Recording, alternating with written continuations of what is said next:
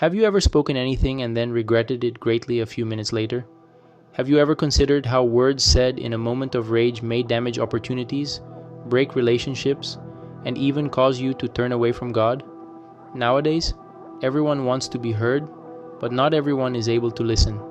We are distracted from God's voice by the cacophony of the outside world. But what if I told you that prudence and quiet had spiritual power? We shall learn today why God's chosen people are aware of when it is appropriate to speak and when to remain silent. Finally, I will demonstrate to you how to use silence as a genuine spiritual weapon. This message has the power to transform your life and relationship with God, so stay with me through to the very end. The Bible tells us that knowing when to be quiet may be wise. Silence protects us from rash choices, pointless debates, and regrettable remarks. Even a fool, when he keeps silent, is considered wise, and he who shuts his lips is deemed intelligent. Verse 28 of Proverbs 17. We frequently lack the judgment to use words appropriately rather than the words themselves. We create room for God to act when we learn to remain quiet. However, why would excessive talking be an issue? How many arguments have resulted from careless remarks? How many relationships, friendships, marriages, even ministries have been ruined by careless speech? In the multitude of words, transgression is not lacking, but he who restrains his lips is prudent. Verse 19 of Proverbs 10. Talking excessively can lead to misunderstandings, gossip, and even transgressions. Furthermore, we don't make space for God's voice when we talk non-stop. Jesus taught us that a great weapon is quiet.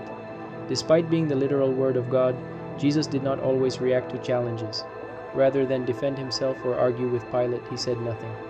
But Jesus gave him no answer, so that the governor was greatly amazed.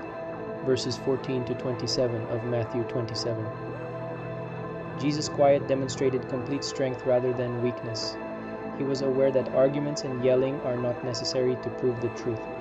How much more do we need to learn this lesson if even the Son of God understood when to be quiet? What about discretion, though? Is it really necessary to notify everyone? God's chosen ones are aware that not everything ought to be made public. Certain secrets are gems that ought to be treasured. The prudent conceal knowledge, but the heart of fools proclaims folly.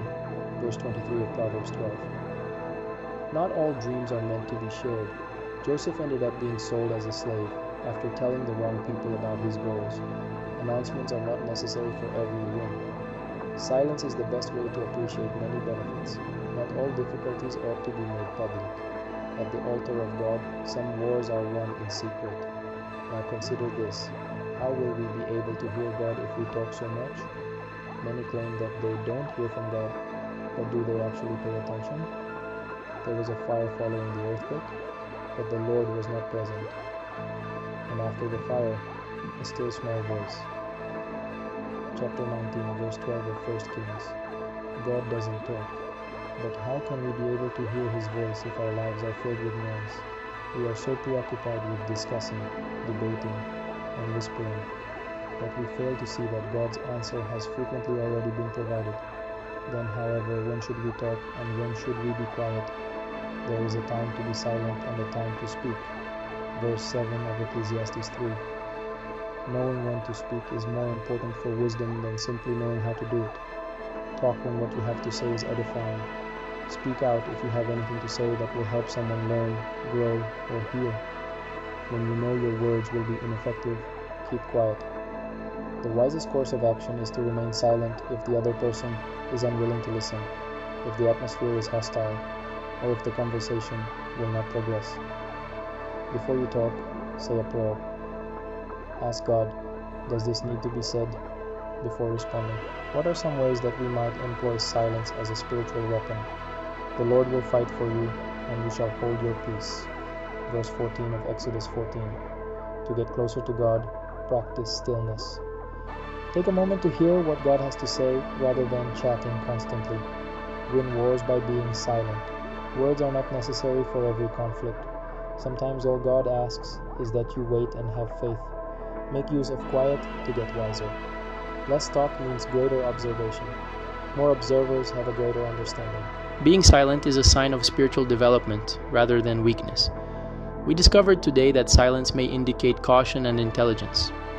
Talking excessively might put us in danger and cause us to grow far from God. Jesus employed quiet as a spiritual tool. Using discretion helps us become smarter and safeguards our benefits.